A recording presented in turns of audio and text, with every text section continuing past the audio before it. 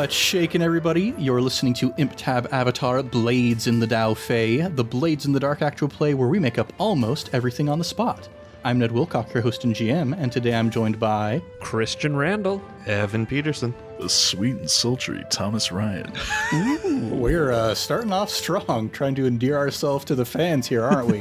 You have to sell. I mean, I am who I am. Yeah, you're really trying to lean into the vibes of your character, it sounds like. Ideally, yes. I never break character until the DVD commentary, so... Of course. So here we are for our session 0 for our much anticipated Blades in the Daofei campaign. We're going to talk about who our characters are. We're going to talk about the world as it stands. We're going to talk about the crew, this gang of Daofei criminals that we're going to be working as. And so I guess I'll start this off by talking about the setting a little bit and what is kind of specific to our situation here. So first of all, spoiler warning, major heckin' spoiler warning for the Kyoshi novels. Some of the core tensions of this campaign are going to lean in very, very heavily to some stuff that happens in the Kyoshi novels. We didn't actually do a spoiler warning for 10,000 Things now I'm thinking about it. I guess we were just kind of assuming that if you were here to listen to an Avatar campaign, you'd probably already seen the series. But I'm not going to make that same assumption here. The Kyoshi novels are a bit more esoteric, a bit more, what's the word I'm looking for? Periphery? Obscure? Apocryphal than the main television series. But they are very good, and I would 100% recommend that you go read them. You don't necessarily have to if you don't care about spoilers for those books, but yes, those are going to happen. So, first things first, the state of the world as we arrive within it. Our campaign is going to take place about 16 years after the end of the book Shadow of Kyoshi. That is the second of the Kyoshi novels.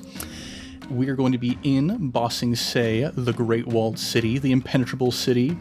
And the city is currently under lockdown due to the threat of Chin the Conqueror, who you may remember from the original Avatar The Last Airbender series as a guy who was doing a lot of bad stuff in the Earth Kingdom, trying to take over the entire continent for himself before Kyoshi finally offed him. And so that is what Avatar Kyoshi is doing at the moment. She is off working to end the threat of Chin the Conqueror while Ba Sing Se is under lockdown, so probably not going to be seeing too much of her because she's really busy. Also, not going to be seeing too much of her because she is largely unwanted in Ba Sing Se at the moment. The reason being, when she was young and before she was kind of like publicly known as the Avatar, she teamed up with a group of Daofei criminals. That is another aspect of the lore of the Kyoshi novels is, at this time in the Earth Kingdom, one of the core tensions of what's going on socially is these Daofei crews, these kind of organized, honorable criminals. And so yeah, Kyoshi teamed up with one of these Daofei groups when she was younger, and as part of becoming a Daofei, you make an oath that you're always going to be a criminal, and you're never going to go back to being a law-abider, you're not going to work with, like, government officials or whatever, and surprise, she's the Avatar, so that's what she kind of had to end up doing. And this knowledge by this point has become pretty widely known. Like, pretty much everybody knows that the Avatar was a Daofei at one point, and therefore the law-abiders are distrustful of her because it's like, hey, you're a lawful criminal. And the Daofei also don't really want her around because she broke the Daofei code by working with government officials, so she's a bit of an outcast from Ba Sing Se at the moment, and is trying to kind of reclaim some face in the public by stopping Chin the Conqueror from destroying the world. So that is what the Avatar is doing at the moment. Stuff that's going on in the city as well, aside from being in lockdown, it's difficult for people to get in, difficult for people to get out. And that actually does kind of tie in with some of the themes of Blades in the Dark. The way that it was written, it was tied very strongly to this city of Duskfall, and there are a few tropes that we've taken from Duskfall and are kind of applying over to Ba Sing Se so we can achieve the same sort of feeling. And one of it is we want to have a pressure cooker sort of environment, a place where all of these criminal thugs and gangs are kind of tied up closely together. There's a scarcity of resources. There's this constant battle for supremacy between the different groups. And so having Ba Sing Se be on lockdown currently leans into that. Another thing that we want to lean into is in Blades in the Dark, there's weird occult spirity stuff that goes on. And in the Avatar canon, we see fluctuations in the amount of spirit activity from time to time. Starting like with Avatar 1 in his era, people and spirits were interacting fairly freely. By the time we get to Aang's era, seeing a spirit is a pretty rare occurrence. But then all the way up to Korra, we see like there is a spirit portal in the middle of Republic City, and people are just kind of going back and forth pretty freely. And so at this time in Ba Sing Se, we are seeing an all-time high of spiritual activity within the walls of the city. That is going to tie in with the mechanics of Blades in the Dark in terms of being able to, we have a skill called Attune that lets you reach out and kind of attune your mind to the spirit world and whatnot. It also leads to some arcane tinkering kind of stuff. And in Blades in the Dark, there is a physical manifestation of that arcane power, this Leviathan blood, that is a physical substance that you can do weird spirity kind of stuff with. So we need to have a physical substance that represents the spirit world, the increased spiritual activity we're seeing at the moment.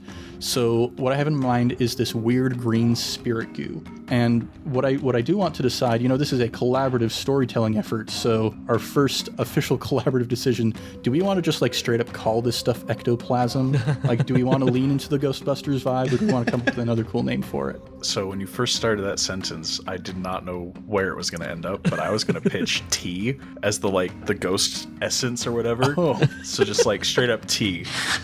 Is there any way to like marry the ideas? Like there is maybe not just all tea, but a specific kind of thing where you can brew a tea that is spooky tea. Green tea. Green tea. It's like an underground, like illicit substance. The tea trade. Yeah, I don't know. I think tea is just like such a ubiquitous part of life in the Avatar universe that it has to be something weird, something kind of off the beaten path. See, I think us calling it ectoplasm would be fine, but I feel like if a character in the world said ectoplasm, I would like raise an eyebrow, Mm-hmm. Now that being said, I don't have a better suggestion.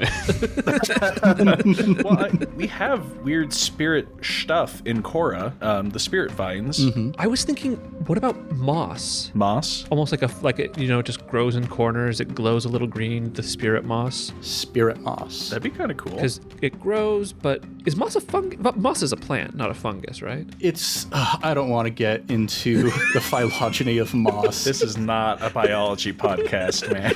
Moss is weird. It doesn't fit quite any place. Exactly. Moss is weird, so spirit moss could just be weird. Spirit moss is weird. What if the spirit moss, once it's gathered, like people gather it, they put it in a container, and after a day or two, it sort of like melts down into like a gelatinous a goo, but they still just call it spirit moss because that's how it starts. I like it. It's like a green tea-esque substance. Stop. It's not tea. No, I think that's cool. Spirit moss. I like that. Yeah, I would drink spirit moss. Well, you might in the campaign. Yeah, we'll see what happens when you do that. Oh, yeah, that's the stuff. All right. Another thing that's going on with the spiritual activity is in Ba Sing Se, people aren't seeing just typical spirits. And when I say typical spirit, I go in this with the acknowledgement that, like, your typical spirit is a rabbit with dragonfly wings for ears. Something weird like that. So that is a typical spirit, but aside from that, like, you don't often see in the Avatarverse the spirit of a deceased person, for example, like a regular human who lived in Ba Sing Se and then passed away, but now people are seeing the ghosts of just regular humans showing up. Ooh. Oh, shoot, for real? For real. Oh, no. That's interesting. That's messing with the reincarnation cycle. I dig it. That is not good for us. Yeah, something big and weird is going on. What is that thing? You guys are just going to have to find out. But that is the state of Ba Sing Se as we currently find it in Blades in the Daofei. Jeez. Yeah, another little warning for our listeners. I think we've probably mentioned this before, but the Kyoshi-era is pretty gritty compared to the rest of the Avatar canon. It's like the only part of Avatar lore where we see explicit character death happening like on screen, essentially. On page, technically speaking. It is not gentle either. I won't go into details in case you want to read the books, but like, holy cow. The most tame death is poisoning. Yeah, mass poisoning. Yeah. Maybe I shouldn't have said that. Anyway, well, actually, that is going to come up at some point later on because it's pretty relevant. It's intrinsic to some character backstories here, yeah. But we are still, we like being a podcast that everybody can listen to. We generally try to keep a TV 10 sort of rating, so we'll try and stick with that, not get too graphic. I know Evan's already thinking of crazy ways that he can kill people with bending, because that's one of my favorite pastimes. I think you could make a really gritty, like Goodfellas or Scarface type movie in the Avatar universe. Ooh boy. But speaking of our characters, we're going to go through and introduce you to these guys and a little bit of how characters work in Blades in the Dark. So let's go kind of down our list of introduction, and let's start with Christian's character. Absolutely. To start off, I will just say the character's name. My character's name is Tonin Yoru. Tonin Yoru.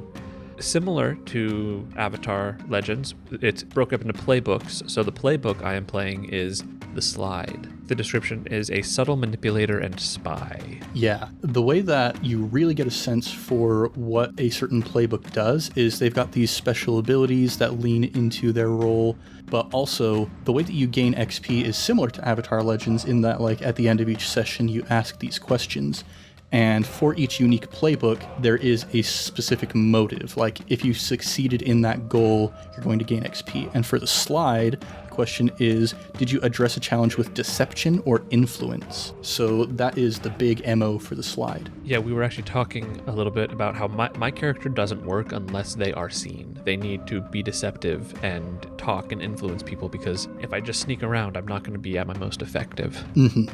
What do we want to hit as far as introductions? Yeah, I guess let's just go through the character creation summary and talk about the different aspects there. Character creation is very straightforward in Blades in the Dark. You take the playbook that they've already given you beforehand and you fill in all the details from there, and boom, you got a really compelling, interesting character.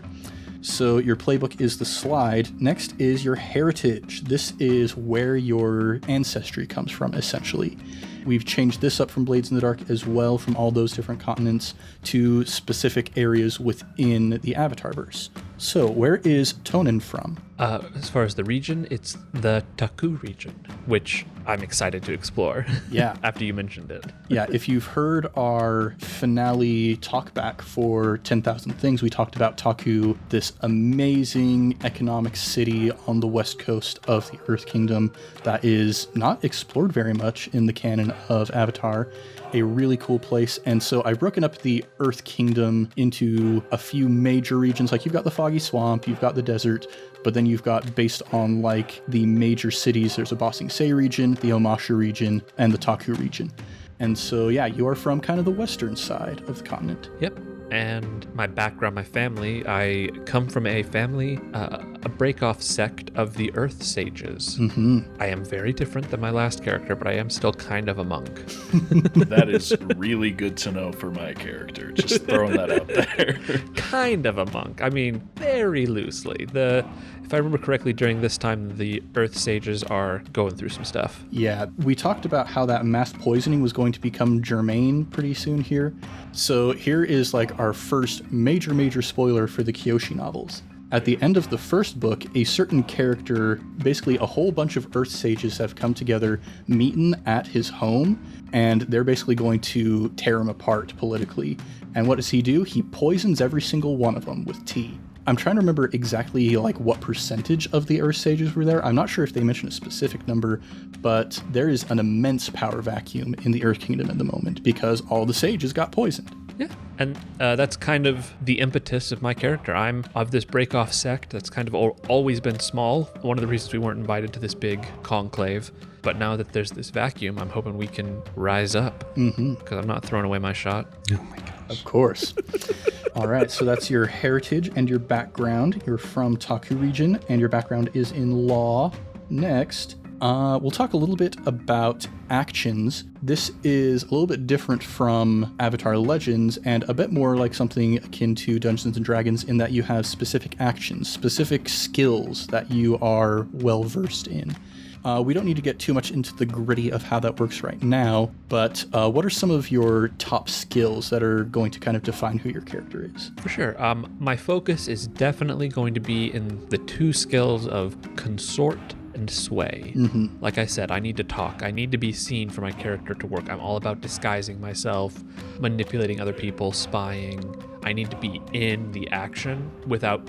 I guess I need to be seen, but not remembered or noticed necessarily. Yeah. This is going to tie in quite well with your special ability that you chose also. I did. We all get a few to choose from when we start, depending on our playbook. I chose Cloak and Dagger. When you use a disguise or other form of covert misdirection, I get +1 die to roll to confuse or deflect suspicion. When I throw off the disguise, the resulting surprise gives me the initiative in the situation, so I can get the jump on people by surprising them. Yeah, and one of your items that you get specifically as the slide that none of the other playbooks get is a Find Disguise kit. So you're going to be doing a good job of pretending to be other people, essentially. That's the goal. Next, another thing that's really big in Blades in the Dark is the faction game. We want these characters to feel like they're very involved in the city. Like I said, it's kind of a pressure cooker where there's all of these different factions vying for supremacy. We're going to be like tracking our status with the different factions. How much do these people like you or dislike you? And so as part of this, everybody has the option to choose a couple different contacts that we're going to start out with. You get to choose one who's your friend and one who's your rival. So these ones are, the way that they're written, they're kind of specific to Doskval, the city in Blades in the Dark. So we're going to change some names and some roles and whatnot. But Christian, who are Tonan's sly friends? Yeah, my ally is going to be Jin, a calligrapher. Somebody who's probably in one of the upper rings of society, the middle ring, possibly even the upper ring of bossing, say. Yes, definitely a good one, a good contact.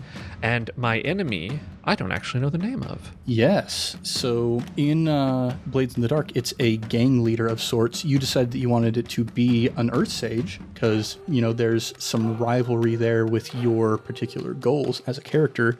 So the person that I'm going to specify this as is Neliao the Gardener. So I talked a little bit about the faction game in Blades in the Dark, and so I've created a bunch of other factions that are going to exist in the city alongside of you. We'll get a bit more into crew creation after we've explored all of our specific characters, but there are 6 different types of crews that you can be. There are shadows who are like spies and people who try to move in the darkness. There are bravos who are like armed thugs, people who do extortion and go and break people's knees and whatnot. And I've created 2 different gangs for each of those crew types, and one of those is the Gardeners. They are led by Neliao the Gardener. And a little bit of history here, this character is specifically mentioned in the first chapter of the Kyoshi novels. This is a person who tried to locate the Avatar. Each of the 4 nations has their own method for trying to figure out who the Avatar is. Like we see in the original Last Airbender series, when they're telling Aang that he's the Avatar, they show him all of these toys. That's how the Air Nomads do it. They present all the children with these toys that were owned by Avatars previously, and if they choose the right toys, that's the sign that it's the Avatar. The Earth Kingdom, they like essentially roll these runes, these like magical stones that help them to like break down which portion of the Earth Kingdom the Avatar is supposed to be in. One of the first people who tried that was an Earth Sage by the name of Neliao the Gardener, who failed. This was like one of the first major failures. It kept failing over and over and over again, which is a major point of tension in the books. But Neliao took it particularly hard and went into exile after she failed. And now that all of the Earth Sages have been poisoned, or at least most of the Earth Sages have been poisoned, she's like convincing people that her early exile was a sign that she was supposed to survive, because otherwise she would have been at that meeting, she would have gotten poisoned. So her whole shtick is, this is a sign from the spirits that I'm supposed to lead the new generation of Earth Sages, and has built up a cult that is the crew type of the Gardeners, and they are trying to gain control of as many newly appointed Earth Sages as possible. Oh boy. So that's your rival. Well, I'll show her the spirits.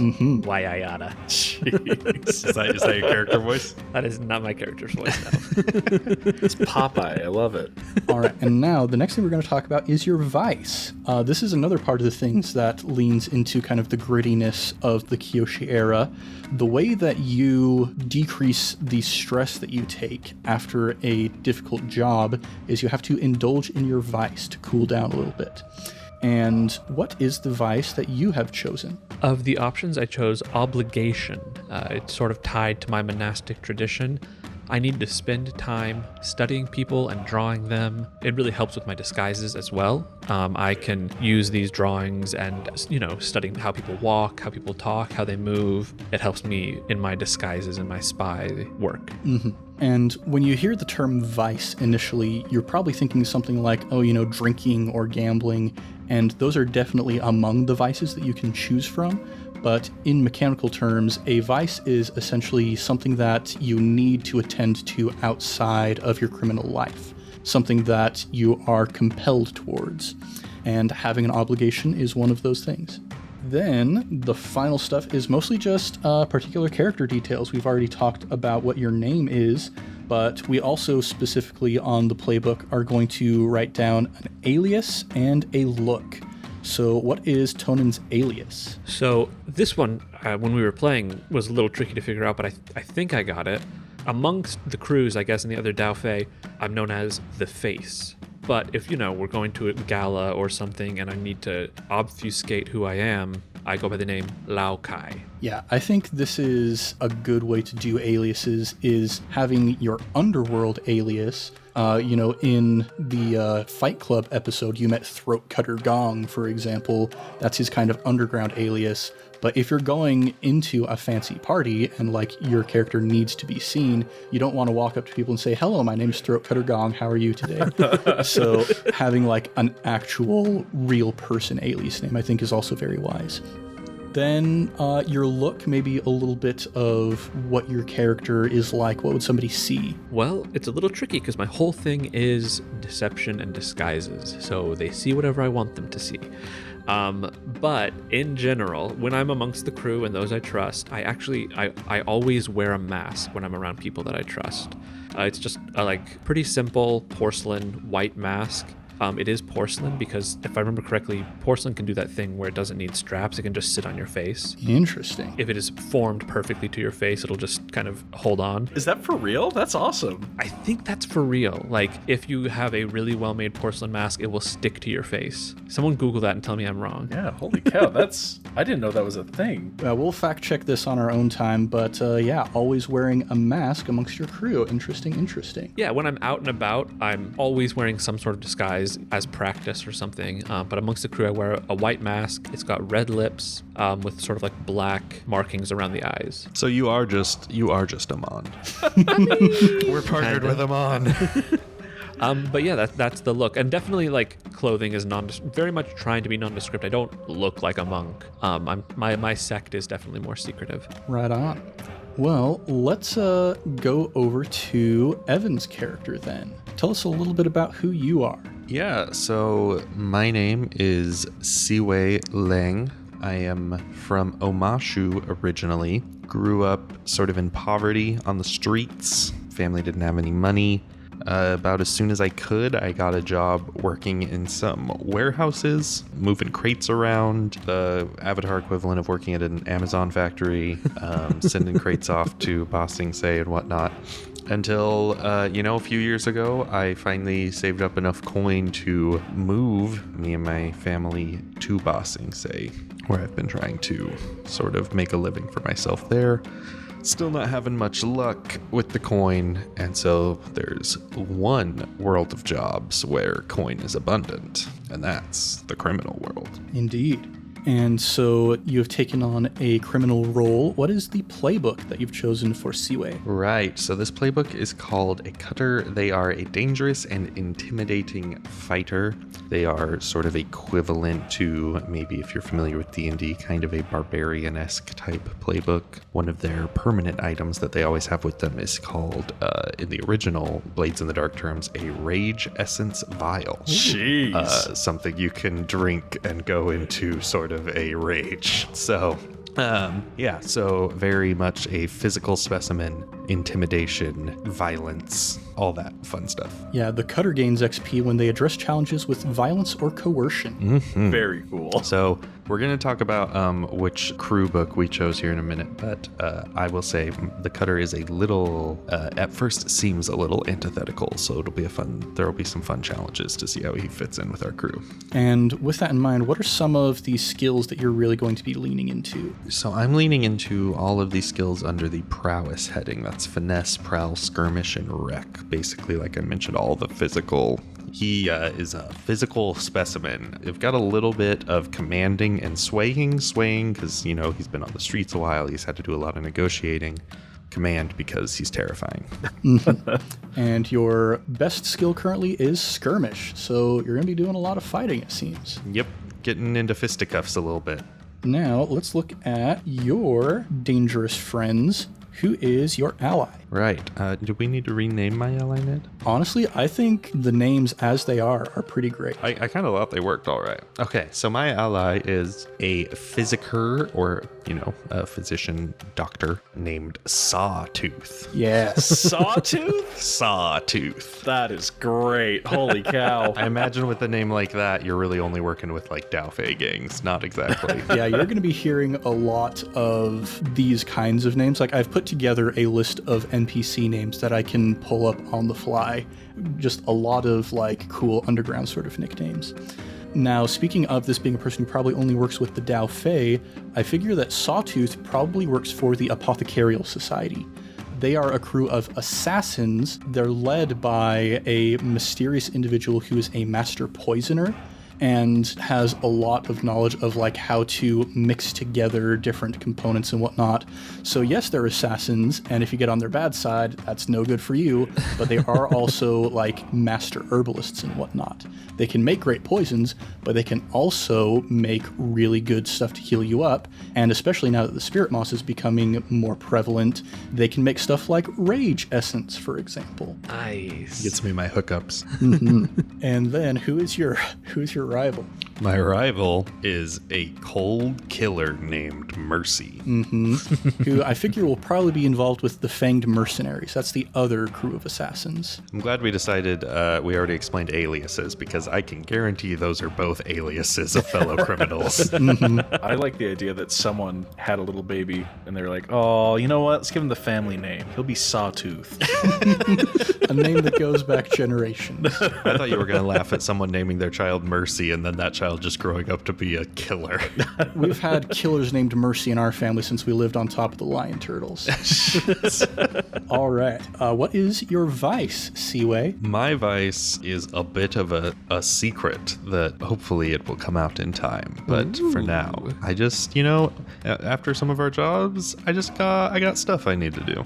He's got a pile of puppies he has to cuddle every day, or he just loses it. Yeah, I know. We're not really discussing in depth, but yes, my short-term goal here is to open a pet store. Aww. Pet store / spirit dealer.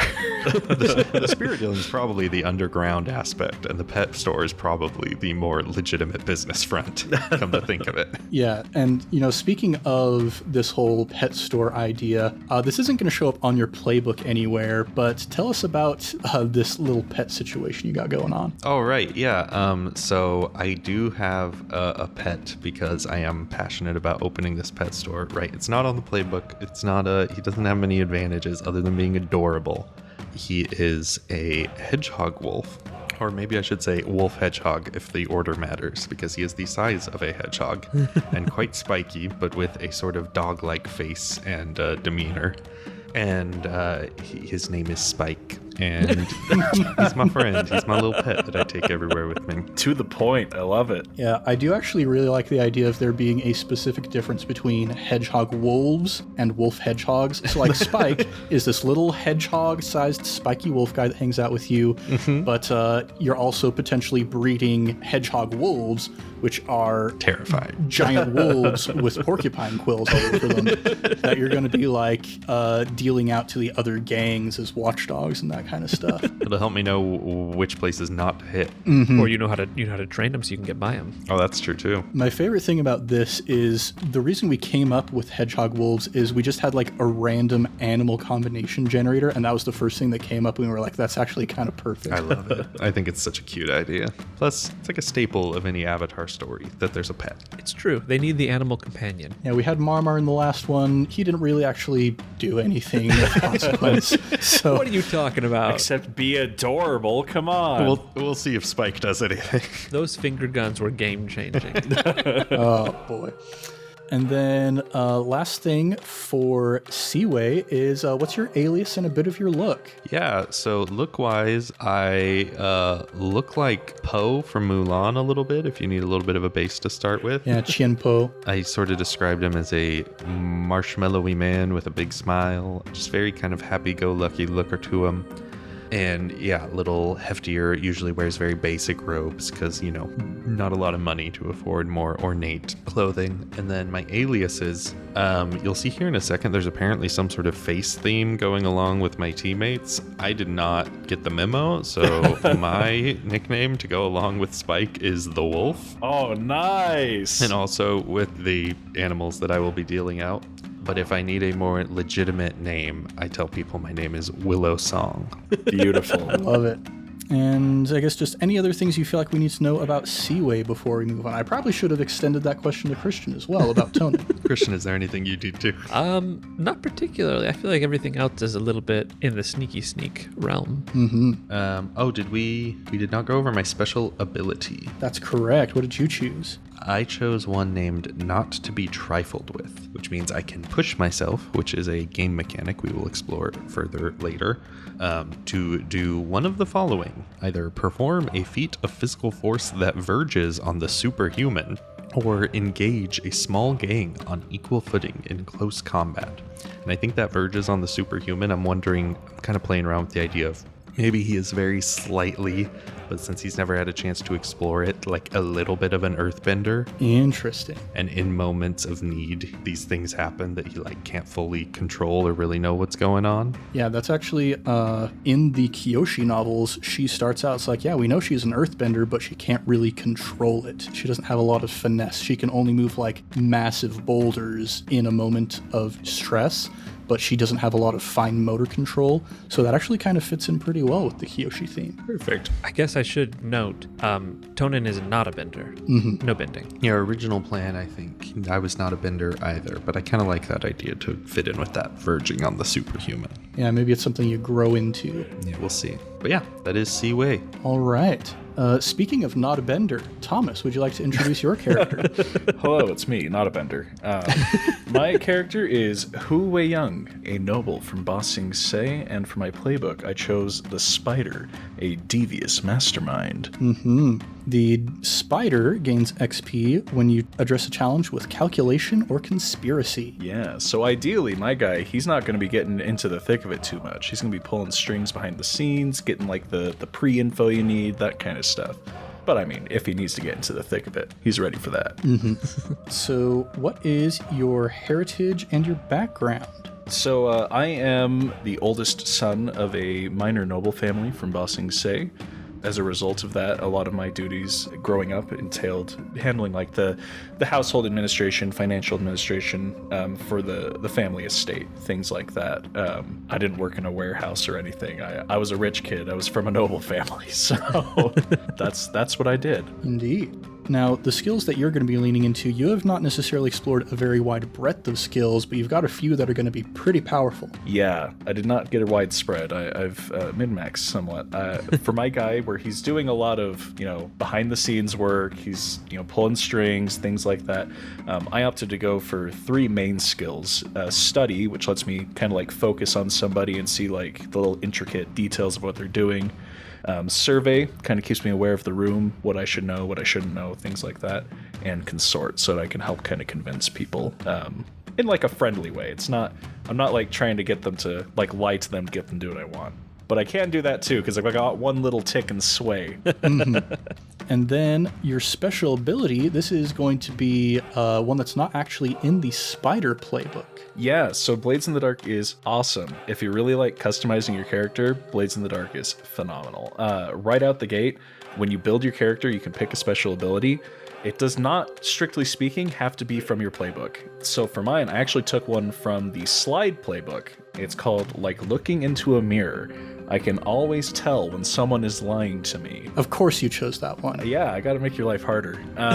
So Yeah, for reasons that will probably become apparent, it had to be the first one I picked. There's also there's kind of a running thing I feel like in our personal games where Thomas just really likes to out people's secrets, get through their like twice now we've had characters in D&D campaigns who are trying to be a little like secretly evil on the side, and he is always the one who just hones in and starts badgering them during downtime. What were you off doing? Blah, blah, blah. You guys are terrible. And so I think you're terrible at keeping secrets. It's not my fault. Like, holy cow. He's trying to get through our secrets as his fellow players too, I think, a little bit. You're sneaking around like, twirling your mustache and you expect me not to notice it. Now, one thing that I will say about this ability, like, I want to be able to have some cunning and deception on my side and whatnot.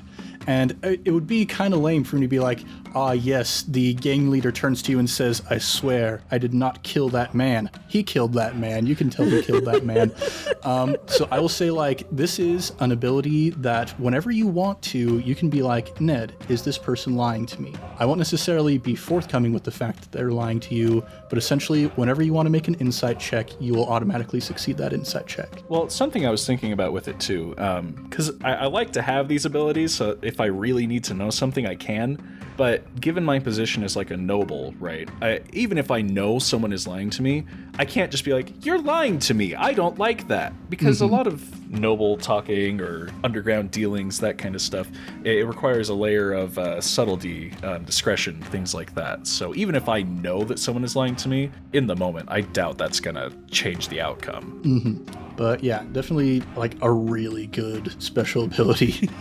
So let's talk about your shrewd friends. Oh yeah, all right. My ally is Jenna. She is a servant in one of the higher up households. It doesn't actually specify, but I'm rolling with that. Yeah, I like that idea. You are, like you said, you're part of a minor noble family, but you have higher aspirations. So maybe you've made friends with, like, you've gotten in with one of the really high up noble families. Yeah, and that way I can kind of keep tabs on what's happening with, the people in the upper ring, that kind of deal. Because I imagine I'm from like the middle ring, where I'm a minor noble, but like I'm not that cool. But yeah, that's my homie, Jenna the servant, and my rival, that dirtbag, Riven. He's a chemist. I don't know anything else about him, but I know he sucks and I don't like him. Yeah, what I'm trying to decide here is, like, you guys, you're already on pretty good standing with the Apothecarial Society, with your alliance with Sawtooth. That seems like it would be the most likely place for a chemist to be, is also in the Apothecarial Society. So, I don't know, what do you think? Do we want to have, like, a schism, a division of opinion towards your crew within the same faction? Is there only one apothecary crew? Currently, yes, but there is the option, like, any of you, if you want to create another faction, you may do so, I will say. So what I'm hearing, since Sawtooth is part of the Apothecary crew, is that you want to hard code into this game a reason for Evan and I to not be on the same side. For those at home who don't know, there's a running joke amongst the various D&D games we've played where Evan and I's characters just don't like each other. I'm not even sure if it's a running joke. It's just a fact of life. We just don't like each other. I was thinking, a chemist could be useful in a lot of different stuff. Specifically, if there's like a shadow crew or something, a chemist would be able to make like sleep essence or something, right? Something to knock out the enemies. So it may be good to have a guy on hand. Yeah, actually, you know what? I think I like the idea. One of the shadow crews is called the Catacombers. They are centered in the crystal catacombs beneath Bossing Say that have been closed off largely. Mm-hmm. So I think, like, if we're talking about shadows who are like super, super underground, they need to be able to make shadow essence. So I think it makes sense. Yeah, we'll put Riven the Chemist in the Catacombers. Cool, hate those guys. And then we get to your vice. Okay, so my vice, I straight up stole from Avatar. If you remember watching the Fortune Teller, spoilers for Avatar The Last Airbender, if you haven't watched it yet. In the Fortune Teller episode, I think in the first season, it's all about how everyone in this village, they do whatever Aunt Wu says because she can see the future. That's our jam. We like that stuff. I, too, need to have my fortune told regularly because I have to keep an edge on my enemies. Like, I'm not superstitious, but she's, like, my fortune teller, her name is Wei Lai, very cool. she has been right almost every time she's given me tips. So like I get my fortune told constantly. Yeah, you gotta keep a leg up on your political rivals, you know? Mm-hmm. Now, one just fun little tidbit. When you're choosing your vice, you start with kind of a broader category and then you hone in on what it is. So you do have categories like pleasure or gambling or stupor or whatever the case may be. And there's a category that's straight up just called weird. And that's where getting your fortune constantly told falls, apparently. I gambled with making the fortune teller like someone who works in a temple who just like communes with the spirits and like, yes, you need to take this path in life. And then taking like the faith angle, right? But I'm weird, so I picked weird. Nice. And then last thing for who would be your alias and your look. So my alias, I chose it specifically because of Christian's character. My alias is Faceless, as opposed to our esteemed The Face. Mm-hmm. There is a reason for that, right? I wear a full mask whenever I go and do underground stuff because I cannot risk my real like identity getting out. Being a member of a minor noble family would bring great shame and all that jazz. Batman. Essentially, yeah. And I mean, like, it's a full. There's nothing. You cannot see any identifying feature on my head. So I'm Faceless. And I don't have a second one for like going out in public because I already have a public persona. It's me. Mm-hmm. So Hu Wei Young is, I guess, my other alias. Yeah, so you guys were all coming up with your characters individually, and then Christian and Thomas both come to me. One's like, I always wear a mask in private but never in public, and the other one's like, I always wear a mask in public but never in private. And then there's me. Yeah. I have a hedgehog wolf. Wolf hedgehog. There's an important distinction. Yeah. Wolf hedgehog. I keep getting those two mixed up for some reason. Maybe I'll make myself like a wolf mask for when we do our jobs. Oh, that'd be cool. Ooh, you know, I actually have had a thought. So now that we've talked about all of our individual characters, it's time to start talking about the crew. And you've probably already heard crews are supposed to have like cool underground sort of names. And that starts like in the Kyoshi novels. You've got these Daofei gangs like the Flying Opera Society and the Yellownecks and the Fade Red Devils and that kind of stuff. And so we're going to need to come up with a cool name for our crew. First of all, though, what kind of crew have we selected? I don't know if we've like actually settled on one yet. I think we have a way we're leaning. But I asked if we were doing shadows, and that's where everyone said. So, I mean, hey, as a cutter, I'd be more than happy to be Bravos, but... Maybe I should, for our listeners, kind of give a little rundown of what the different crew types are. We've already mentioned most of these. We've got assassins, they kill people. We've got bravos, they're mercenaries and thugs. We've got cults, they do weird spirit culty forgotten god stuff. We've got hawkers, they deal in vices. We've got shadows, these are the thieves and the spies. And we've got smugglers, they transport contraband and whatnot. Honestly, the smugglers might be really fun for us. Where the city's on lockdown, like, we could be the people who are getting things in and out of Ba Sing Se. That is true. Yeah, and one thing to keep in mind with your crew type is it's not going to proscribe you from doing other types of jobs. Like, if you choose to be smugglers, you're not just going to be smuggling. Like, you can still do other jobs. Like, you can do a shadow-style job where you're sneaking into a place unseen. You can do a hawking job where you're trying to sell the wares that you're smuggling, but it does kind of determine how you gain XP for this crew. So if we're looking at smugglers, for example, they gain XP by completing a successful smuggling operation or acquiring new clients or contraband sources. I'll say this. This game is very thoughtfully designed. Any playbook can be part of any crew. But if I become necessary in a crew of shadows, something has gone wrong. It's a stealth game until it's not. Well, you say that, but Blades in the Dark is kind of designed for things to always kind of go wrong. Like, you have a 1 out of 6 chance for things to work out, and then every other one has something going wrong. Well, we can talk about the math of the system at another point. If you roll 1 dice, that's true. I'd be fine with really any of these. I think cult probably doesn't fit us, obviously, but we worship the Moss. Assassins, bravos, smugglers, or shadows all sound like possibilities. So I don't know what you guys are leaning towards. I was just gonna say shadows almost feels like cliche almost. I can see that, and Bravos to me feels almost like we could do a bit of anything, because that one you level up or you get experience points after a successful battle, extortion, sabotage, or smash and grab.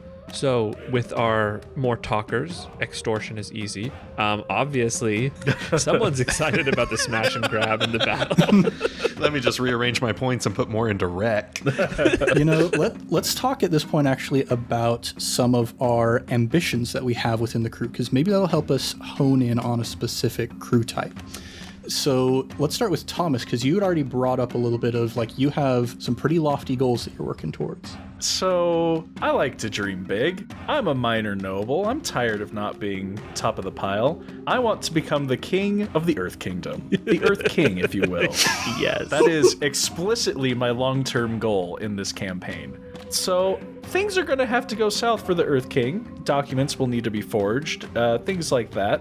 One thing I will say about the canon, the Earth King at this point is so unpopular that he doesn't even have a canonical name. Whoa! Like, he's just called the 46th Earth King. Oh my goodness. Like, So the time is ripe. you go onto the Avatar wiki, it just says the 46th Earth King. So, surely we can come up with a name for this guy, but canonically, he's not a very popular guy. His name, can I name him right now? Is that okay? Is this going to be... It won't be offensive, I promise. This isn't going to be like a Pokemon video game situation where it's like, here's your rival, what's his name? His name is Butthead. No, I was going to name him Dennis the Menace. No, I won't name him. I've got terrible naming ability. I stole my name from my character. All right, I'll come up with something. Greg. Anyway, yeah, I want to be the Earth King. I want to depose, kill whatever the Earth King and take his throne. My goal is, I would say, just about as lofty. My long-term goal is to basically become the head, like, patriarch of the Earth Sages, kind of like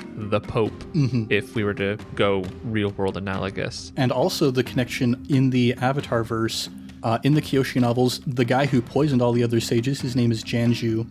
He, at the point we meet him in the Kyoshi novels, is basically the puppet master of the Earth Kingdom. Like, sure, we have the Earth King who's actually running the scene from the throne, but Janju is the one who has all of the political power. And he is an Earth Sage, so essentially that's kind of the position you're gunning for. And so we've got the guy who wants to lead the Earth Sages and the guy who wants to become the Earth King, and they have teamed up with a dock worker who sells fancy docks. That's me. The funny thing is, they both have very, very lofty goals that they're saying out loud, and my goal is not nearly as lofty, but I almost want to keep it a secret. Is that okay? I think that's a great idea.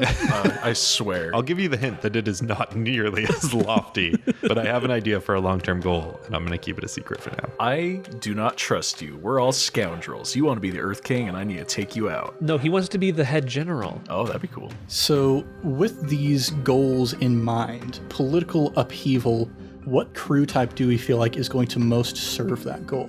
I mean, probably Shadows. If we're trying to depose a king and Earth Sage and the pet market, then we got to be kind of sneaky, subtle. Pet markets could be hawkers or smugglers. That's true. Yeah, fair enough. All right, I think we want to just, you know what, leave it to fate. Should we roll a dice? I think that's a fun idea. See if we're smugglers or shadows? Oh, okay. Make it a 3-sided die. Make it we'll do a 6-sided die, because my vote is for the Bravos. I think I was leaning Bravos, but that's just, I'm a cutter, so I think Thomas is nervous because he's a minor noble. Well, look, every person has a role in a group. I would love to join your Bravos, all right? I mean, you'll be wearing a mask. Yeah, I wear a mask when I'm doing, if I have to get down and dirty, I'm wearing a mask. So, like, I have plausible deniability. If we were being Bravos, I would recommend not having a porcelain mask. Oh, mine's more sensible. It's fabric. A fabric Yeah, it's just like a whole head mask. You can't even see my hair. Like a burlap sack? Oh, like a burlap sack on my head. No, I'm a noble. I think I can get a mask made. Come on. I'm picturing the Scarecrow from Batman. Jeez. So we're all going different directions. I got it, right? I'm going to hire my butler, who is an earthbender, to just mold a rock around my head. Completely cover it. That way. With the air holes. Yeah, two little breathing holes right here. That would be actually terrifying in a cool way. Maybe your alias should be the Boulder. The boulder is no longer conflicted. If we're the Bravos, that doesn't mean, like, say your job is to rough up an important person. You still sneak into their, compound, sneak into their room, beat the crap out of them and tell them you didn't see us. And then... Yeah, because we still want to keep our heat low. And like Christian brought up, XP triggers are sure battles, sure smash and grabs, but also extortion and sabotage. Yeah, and I mean, the way I intend to play the character, at least, it's going to be mostly behind the scenes stuff. So I shouldn't even be there when you guys are wrecking things unless you really need me there. That's going to make things very exciting for you whenever we go into a job. It's fine. I'll have my stone mask. I'll be all right. We'll need you. Yeah, Yeah. you'll be there. I'll be there. Realistically, I'll be there. But Yeah, not only just logistically do your teammates need you there, but narratively, I kind of need you to be there on the I will. You know what? I was lying. It was a trick. I improv you. I will be there every time. Get tabletopped. You've been improv'd. Oh, boy.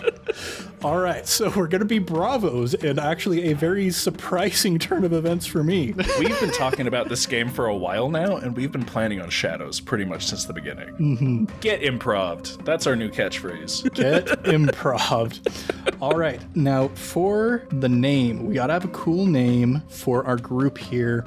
The thing that I'm just going to throw out there as a possibility, in one of the Avatar comic books that takes place after the original series, the Smoke and Shadow comics, there is reference to a group of spirits known as the Kamurikage, masked spirits who torment Fire Nation nobles. So, wait, the spirits specifically torment Fire Nation nobles? Specifically, that's like, they originate in Fire Nation legend, but like, the idea behind them is they wear masks, they show up out of nowhere, wreck stuff, and then disappear. Well, now we have to be assassins and we can be the Kamurikage killers. Wow. Alliteration is the most important thing. That's the most important part of any group name. So that's just an idea I'm going to throw out there. It's like, just since we've got the mask thing going on already. I kind of like that. Kamurikage. Kamurikage. Oh, I should mention, though, that the Kamurikage are canonically the spirits of grieving mothers.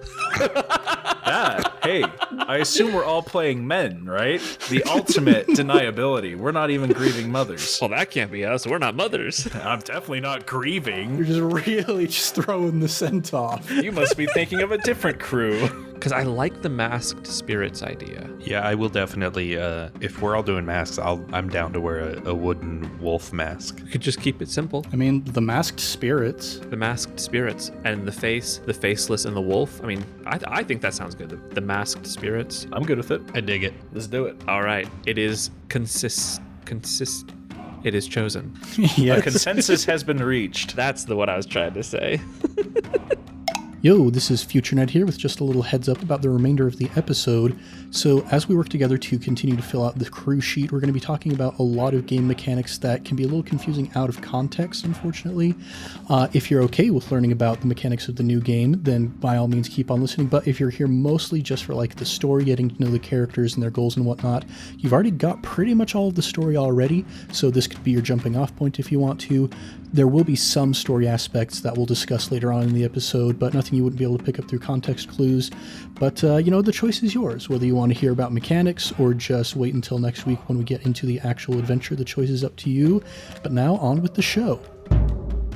All right, so we are the Masked Spirits, a team of bravos. We begin at Tier 0 with Stronghold and 0 Rep and 2 Coin. We will explain what all of that means later. The short of it is we have nothing to our name. We are the beginning. Yes, so next we're going to choose an initial reputation and a lair. A reputation is how the other underworld factions see us. The options here are ambitious, brutal, daring, honorable, professional, savvy, subtle, and strange. And after you complete a job, we're going to ask ourselves, did we live up to our reputation? And that's one of the ways that you gain XP. Guys, your goals, we're nobodies right now. We'll talk, technically talk this I'm example. a little bit higher than a nobody, but thank you. Our crew are, we're a tiny crew. We're just starting out. We're ambitious, right? Everything. Yeah, we are ambitious. Ambitious, I think, definitely fits the bill. Well, like many things in this game, a lot of it can be fluid if things change in the future. Can our reputation change as we start to grow? And maybe we don't have to, maybe we're not seen as ambitious anymore. Maybe people are like, oh, these guys are here they're making an impact. Yeah, the XP trigger is specifically, did you bolster your crew's reputation or develop a new one? Okay. So there's that option moving forward. Cool. Now we choose a lair, and we're going to decide which district this is going to be in.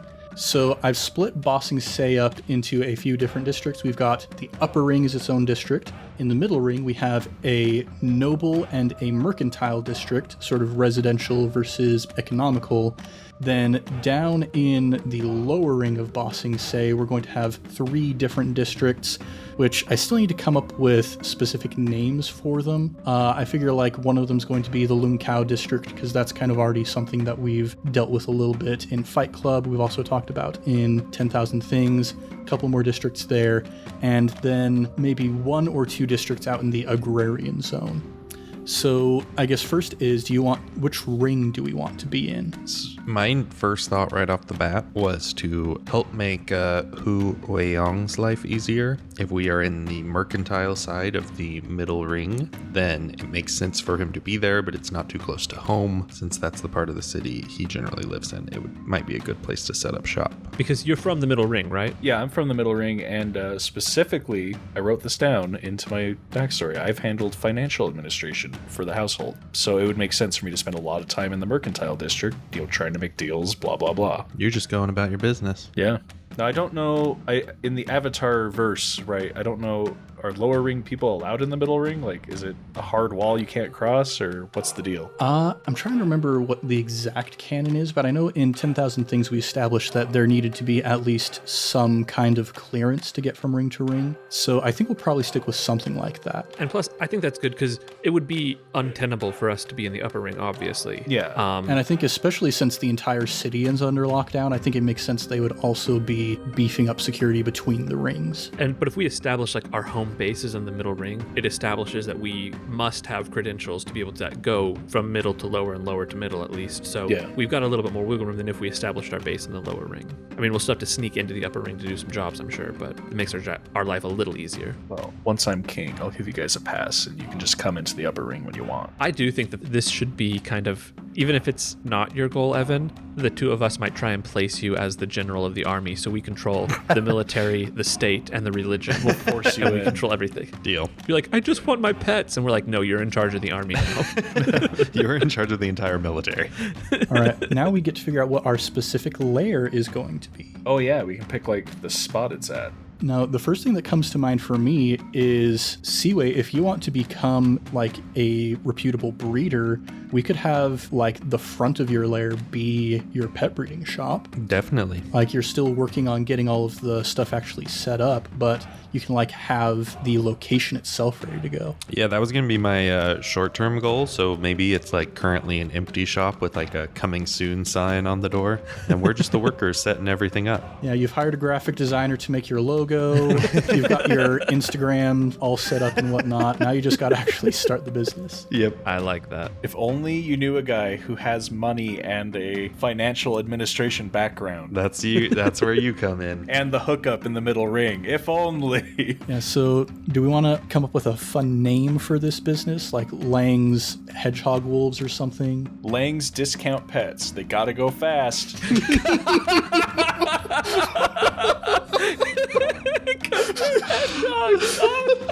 I mean, can we actually do that? Oh, yes, we can. I don't want to make a joke out of your entire background, but The tagline has to be, they gotta go fast. I look forward to the fan art. Spike is not blue, for the record.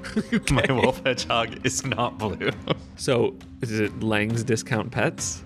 I guess. Okay. I will give you permission to change that if at any point you decide you want to. Right. It's not a fully open shop yet, so. We're meeting with focus groups. Next, we get to choose our hunting grounds. Our hunting grounds is essentially the place that we feel like we're going to do the most of our jobs. I like with the reputation. Is that one that can change over time? I think we probably can do that. I think I kind of see where Thomas is coming from, because I kind of feel like we're going to start out hitting lower ring spots. And as we grow in power as a faction, we're going to want to hit higher and higher targets. Yeah. That's what I was thinking too, yeah. So yeah, somewhere in the lower ring definitely just probably makes sense right off the bat. I was thinking we could start right out with the Middle Ring. Start taking down some of the other nobles. Oof, you are ambitious. So that's pretty. I mean, I guess it makes sense with our crew. If we're ambitious, we shouldn't. Why start at the bottom? Cannot argue with that. Yeah. You live in the noble district in the Middle Ring. Our base is in the mercantile district, and our hunting grounds are the noble district. As you do, yeah. I think that's a good idea. And again, with your whole gathering information stuff, this will really help you get in on a good foot. And it's not like, I don't think we're going to be limited to just the middle ring. If we have a job that we can do in the lower ring, we should absolutely hit the lower ring too. Yeah. Or when we're growing our lair and we need to steal things, we go wherever. All right, so you are gaining your lair from somebody who already has it, and I do have a faction called the Bossing Say Kennel Club. They're a group of hawkers. Interesting. Two birds, two turtle ducks, one stone. There we go. There we go. So essentially what's going to happen here is if you pay them 1 coin, then you're just kind of on an even status. If you pay them 2 coin, you get +1 status with them. But if you pay nothing, you get -1 status with them. Do we start with money? You start with 2 coin. 2 coin each or as a crew? Just as a crew. Oh, we poor. We super poor. Yeah, coin is kind of an abstraction in Blades in the Dark. We have the assumption that for all of like your day-to-day petty cash needs, like you can go and buy a nice cup of tea at a tea house or something without digging into your coin stash. But coin specifically represents large assets. 1 coin is like a sizable pouch of silver. So that's kind of how we're going to be dealing with coin. And you can pay both of those coin right at the beginning to get +1 status with the Bossing Say Kennel Club, or 0 status or -1 status, your choice. Gotcha. And I see here method as well after hunting grounds. I figured we would want to do sabotage. Yeah, so we'll choose the one that we feel like is the one that you most often want to engage in. And we can choose from battle, extortion, sabotage, or smash and grab, which again, anytime you execute any of these jobs successfully, you get to mark XP, but one of them is going to be kind of your forte, as it were. I think based on your guys' political ambitions, it would be really fun to be extortion experts. That's the tough part, is either extortion or sabotage, because extortion, I feel like that does kind of lead back to a sabotage. If we're good about it, things are just falling apart around them and there's nothing they can do about it. And also, you can maybe break things. Well, how forthright do we want to be with our attempts to ruin people? Because that's kind of the difference between extortion and sabotage. Sabotage is a little more subtle, but extortion's like, you didn't pay your dues this month, bud. It'd be a shame if someone broke in here, you know? Yeah, it really just depends on how public you want to be. Like, as soon as the Earth King discovers that you're trying to take over from him, essentially, then that's going to be bad for you. Just throwing it out there. What's the worst that could happen? Why would you even say that? I like extortion. I like sabotage. I think we'll probably end up just mixing it up as we go, but if we're going to do a big focus, I like extortion. Okay, I'm good with going with extortion then. All right. If you guys want to take the risk. This is all about risk, baby. That's what we got you for. You're the muscle. I make sure people don't talk. After we extort them.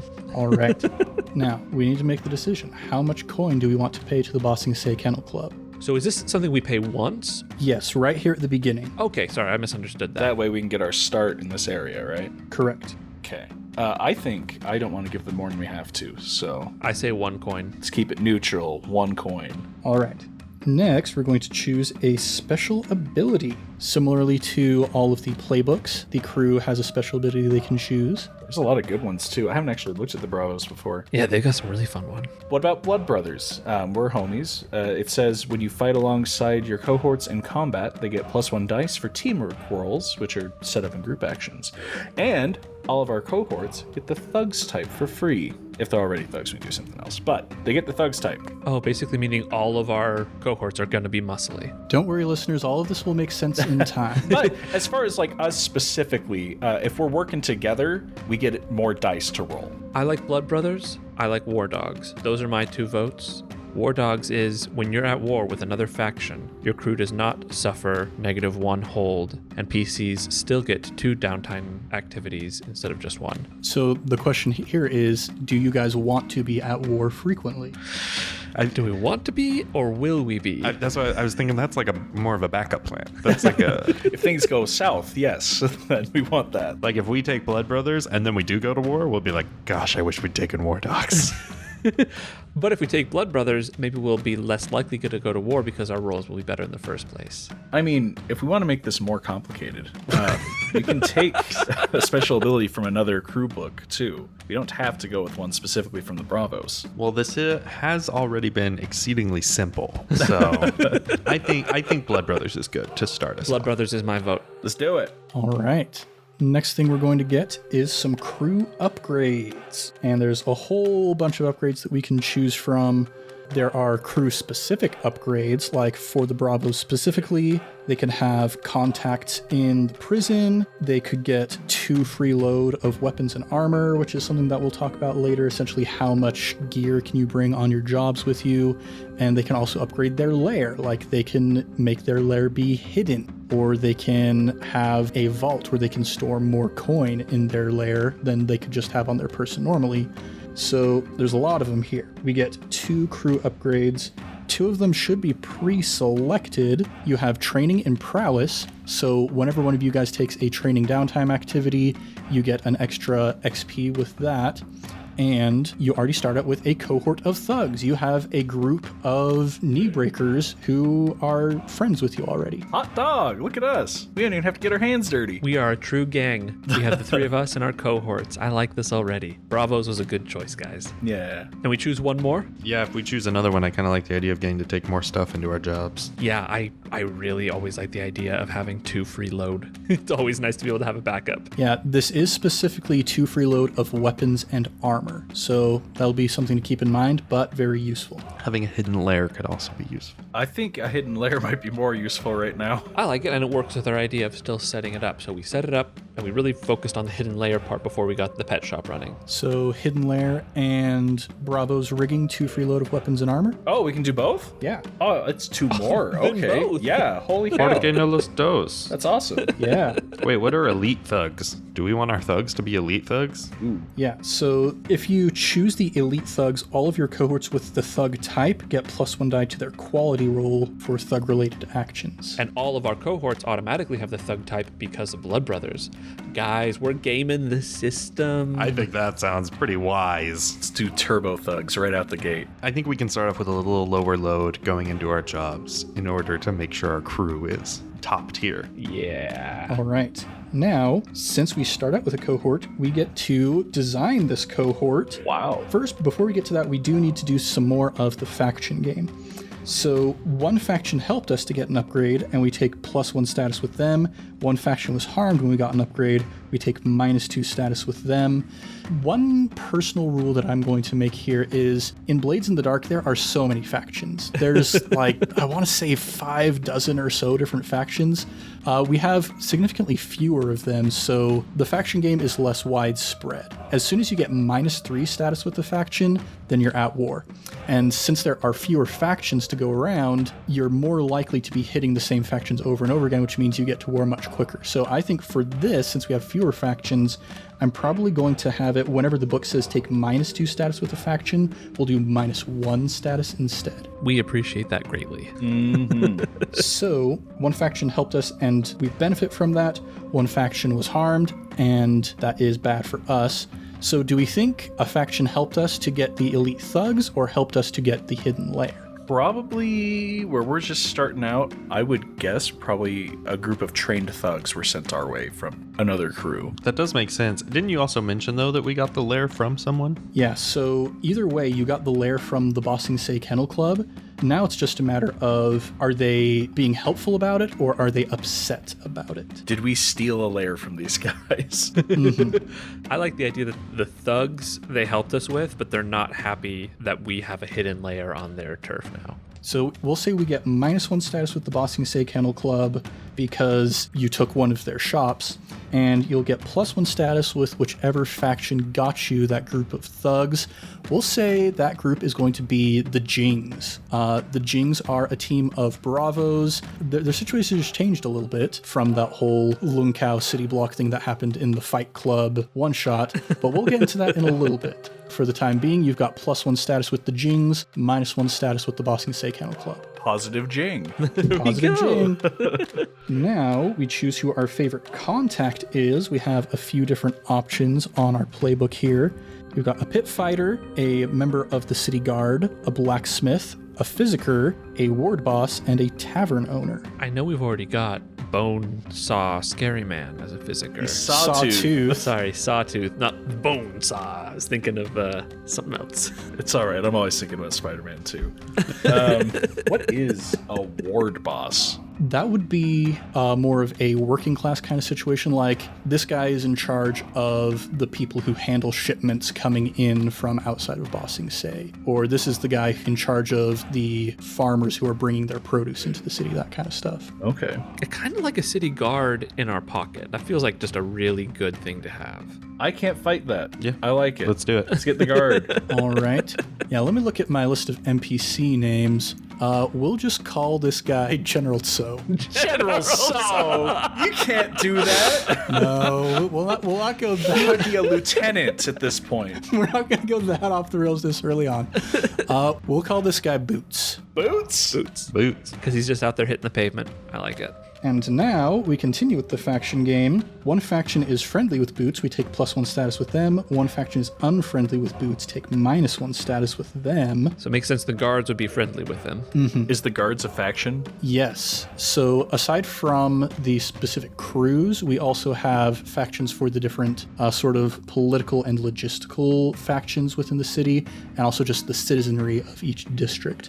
So we'll say that'll give you +1 with the guards. These are just like, generally speaking, the law enforcement, but the Earth King does also have his anti-corruption task force. We could give you -1 status with them. That makes a lot of sense, since it would be corrupt for him to deal with us. We're ruining Boots' life, guys. He'll just join us eventually. All right, and now we get to decide who our cohort is going to be.